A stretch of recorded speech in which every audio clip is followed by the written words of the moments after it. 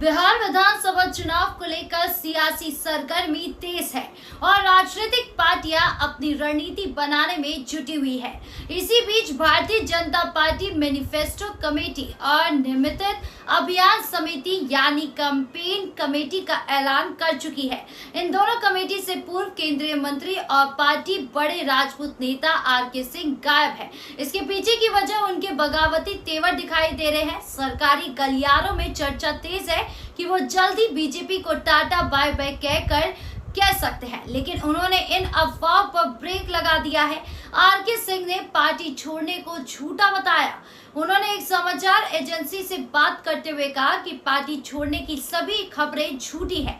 मैंने तब भी क्लियर किया था और अब भी स्पष्ट कहता हूं कि मैं पार्टी छोड़ने नहीं जा रहा।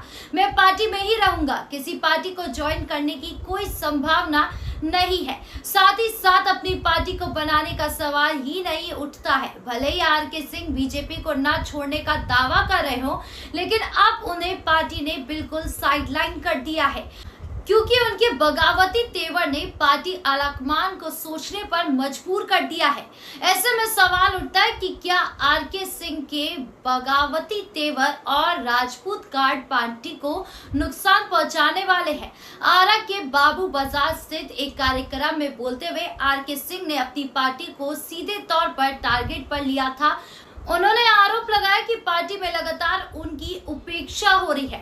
यही नहीं, उन्होंने भीतर घात का सामना करना पड़ रहा है। लोकसभा चुनाव के दौरान उन्हें कमजोर करने की साजिश रची गई है। अब वो एक नए राजनीतिक विकल्प की तलाश में है।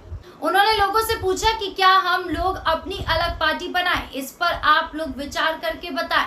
हालांकि उन्होंने बीते दिन रविवार को साफ कर दिया था कि वो बीजेपी के ही रहेंगे और किसी नई पार्टी का ऐलान नहीं करेंगे। साथ ही किसी अन्य पार्टी का भी दामन नहीं थामेंगे। चर्चा चल रही थी कि आर.के. सिंह प्रशांत किशोर की जन स्वराज पार्टी में शामिल हो सकते हैं। ये कयास उस समय लिए गए थे जब प्रशांत किशोर की ओर से बीजेपी के प्रदेश अध्यक्ष दिलीप जायसवाल और उप मुख्यमंत्री सम्राट चौधरी पर भ्रष्टाचार के आरोप लगाए गए।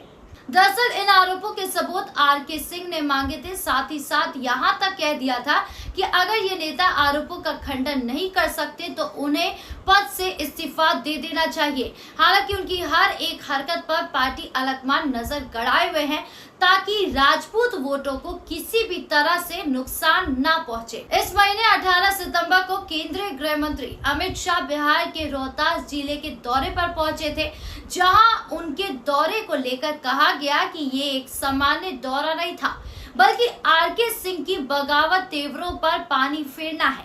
यहाँ से शाह ने उन्हें इशारों में सीधा मैसेज दे दिया था कि जमीन पर हो रही हर गतिविधि पर पार्टी का हाई कमान नजर गड़ाए हुए है। हालांकि स्थानीय नेता दबी जुबान से ये बात जरूर कह रहे हैं कि आर.के. सिंह की नाराजगी सिर्फ कुछ नेताओं से है, लेकिन वो पार्टी से बिल्कुल नाराज नहीं है। सूत्रों के मुताबिक आर.के. सिंह जिन राजपूत समुदाय की नाराजगी की बात कर रहे हैं, उसको मानने के लिए बीजेपी ने रणनीति बनाई है। चुनाव अभियान समिति में सूबे के बड़े राजपूत नेता राजीव प्रताप रूडी को शामिल किया गया है। यही नहीं, आने वाले दिनों में चुनाव प्रचार के दौरान उत्तर प्रदेश के मुख्यमंत्री योगी आदित्यनाथ को स्टार प्रचारक बनाया जा सकता है। सूबे का राजपूत समाज उन्हें खुद से जोड़कर देखता है। स्थानीय नेताओं का कहना है कि आर.के. सिंह की नाराजगी से राजपूत समाज पर कोई असर नहीं पड़ेगा, क्योंकि लोग पीएम मोदी और उनकी नीतियों के साथ विकास पर वोट करेंगे। आपकी इस पूरे मामले को लेकर क्या राय है, कमेंट बॉक्स में जरूर बताएं। धन्यवाद।